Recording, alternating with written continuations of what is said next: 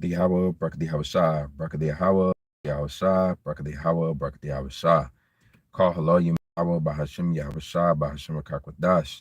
Double honor to the elders, apostles, and bishops of Great Millstone who rule well over the flock. Shalom and salutation to you. I came out here, push the words of truth and sincerity. Shalom. I brought this out. This video was edifying. All right, so as you see the title, The American Mindset, A Clash of Values.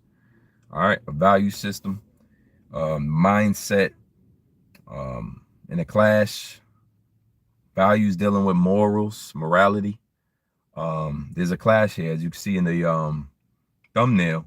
That's the kingdom mindset that we all have, that the scriptures help us cultivate, a kingdom mindset, a mindset that flourishes with altruism. All right, the term altruism is a belief or practice of selfless concern for the well-being of others. It's when someone acts to benefit others without expecting anything in return. That's where that selfless and kindness comes from. And we learn that through the scriptures. We don't learn that through America. The value system and the mindset of America is dog eat dog. Every man for himself. You know the terms. Got to get it how you live, man. Knock down one so you could take it over. All right. By any means necessary, or get rich or die trying. This is the mindset of America, man. It wears you out. All right. The scripture said this is not your rest. So brothers is weary. All right. We're in the spirit of sighing and crying because there's so many abominations that happens over and over in this society, and it gets tiring, man. All right. So the American mindset is completely outside, clashing at this moment in time with the value system that we have. Again, altruism is what we teach in all essence of the word. Again, the definition of altruism, that's spelled ALTURUISM, which is found in the scriptures. It says, is the belief or practice of selfless concern for the well-being of others. You can't find somebody who's selfless about their own self and concern with you. Not in America. That's not the standard. John 15:12 says, this is my commandment, that ye love one another as I have loved you. And the title or the topic of this section of John in chapter 15 says disciples' relation to each other. All right, relation, going back to the word relationship, the way that you deal with each other, the way that you treat each other, it has an effect on each other. And so the Lord required that by commandment that we love one another. And when you go into that word love, because America has so many different definitions for the word love, and the saying is the road to hell is paved with good intentions. You could have all type of good intentions, what you want it to be about, love, but there's a specific idea what the Lord has in mind. If you go into that word in the Greek, it's agapo or agapo, agapao, right? And as you jump down for what is it, John 15:9 is dealing with,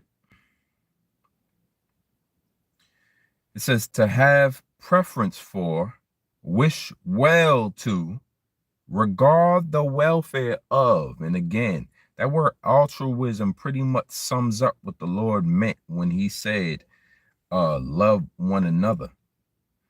To regard the welfare of, again, the welfare of, that means altruism in a sense, the belief or practice of selfless concern for the well-being of others. Because if you're taking in that agapo love for each other, and that's the way you deal with Akim, that's the way you deal with the fold, that means you have a regard for their welfare. That means you don't have that American mindset. Again, the American mindset, it might seem like somebody loves you, but they don't really love you. They only love what you could do for them. And a lot of men, right, this MGTOW movement, this red pill movement of men, they're realizing that in their own families, their wives and children, they don't even really care for them. They're only as good as whatever you supply to them. Outside of that, they have no deep-seated love for you. Well, the scriptures show us to have a love for the welfare of the fold, the flock. That's true value system. That's true that's true service to each other. Matthew 5:43 says, ye have heard it, that it hath been said, thou shalt love thy neighbor and hate thine enemy. So, the love that brothers have for each other in this truth is in the sense that it's altruism. All right. Going on in the agapo definition, it says, used often in the first epistle of John, the love of Christians toward one another, of the benevolence which Yahweh in providing salvation for men has exhibited by sending his son to them and giving him up in death.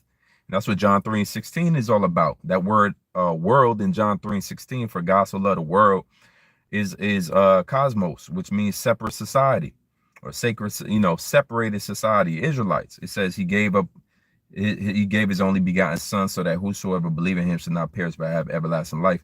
That's what was exhibited, the type of love that was exhibited by the Father.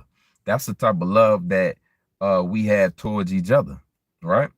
And that's why it's a beautiful thing to be a part of this truth. Right? Because you have that, you experience that. It says, of the love which led Yahushua in procuring human salvation to undergo sufferings and death.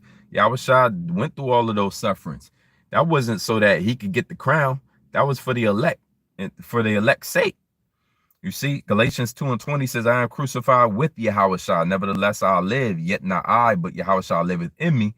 In the life which I now live in the flesh, I live by the faith of the Son of Yahweh, who loved me and gave himself for me. You gotta understand, Yahushua died for that. It was a suffering that he had to undergo all the way up until death, so that we can receive salvation in these end times. So you can't even fully grasp the idea of salvation, let you understand the Son of Man who had to undergo sufferings in order to give that, in order to achieve that. All right. So now you understand through Yahushua suffering the love that we supposed to have towards each other. All right. Now you understand it's not just you just grabbing for straws trying to figure out what kind of love is needed. It's a agapo love, man. Regarding the welfare of a brother in Israel. All right. But this title is basically going into the American mindset, has nothing to do with that. All right, it's completely against that, man. All right, and when you running with people in Babylon, you likely to get stabbed in the back. That's a regular term in these days, backstabber. This is 1 Peter 5:6. It says, humble yourselves, therefore, under the mighty hand of Yahweh, that he may exalt you in due time. So humility is completely absent in Babylon. All right, they don't got humility in Babylon. All right, these people is frustrated. These people is all against Babylonians. They is all against us. They all against us. I'll be right back.